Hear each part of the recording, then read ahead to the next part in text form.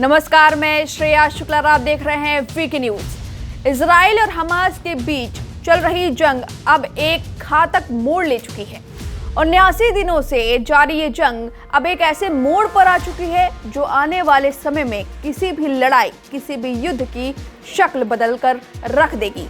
Israel की army हर दिन Hamas के ठिकानों को तबाह कर रही है और ये युद्ध अब किसी भी मोड़ पर थमने का नाम नहीं ले रहा, या कहे कि अब इस युद्ध का थमना और मुश्किल हो चुका है।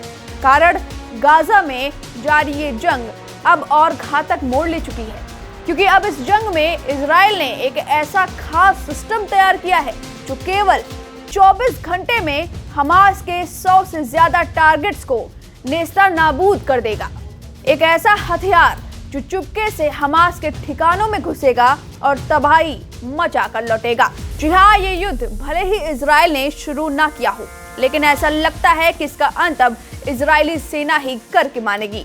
दरअसल खबर है कि इजरायली आर्मी ने अब नए हथियारों का इस्तेमाल करना शुरू कर दिया है, और कोई आम हथियार नहीं बल्कि AI हथियार। जी हाँ, इजराइल आर्टिफिशियल इंटेलिजेंस के इस्तेमाल से अब हथियारों को बना रहा है। ये AI हथियार इतना भयानक है कि एक बार में हमास के चीथड़े उड़ा सकता है। इस AI हथियार का नाम हावसोरा है।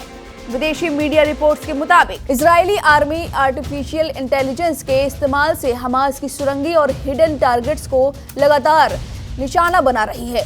सिर्फ इतना ही नहीं, ये घातक हथियार हावसोरा हमास कमांडर की लोकेशन तक को AI की मदद से ट्रेस कर उन्हें जमीन में दफन कर रहा है। बता दें, हाल ही में 23 दिसंबर को भी इजराइल डिफेंस फोर्स ने हथियारों की डील करने वाले हमास कमांडर हसन अतराश को मार गिराया।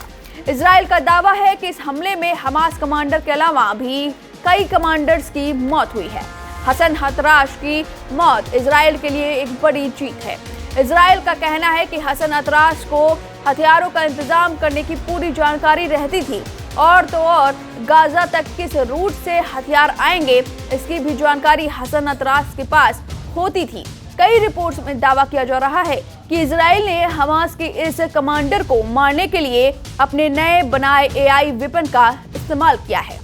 हमास के कमांडर की हत्या के बाद इतना तो साफ है कि इजराइल अब हमास को बख्शने के मूड में बिल्कुल नहीं है और चुन चुन कर हमास से बदला ले रहा है।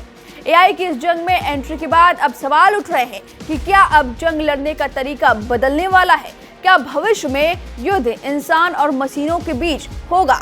और उससे भी बड़ा सवाल कि अब इजराइल और हमास के बीच ये लड़ाई आखिर कब किस वक्त जाकर खत्म होगी? इन सवालों पर आपकी क्या राय है? हमें कमेंट करके जरूर बताएं। वीके न्यूज, राष्ट्र के नाम।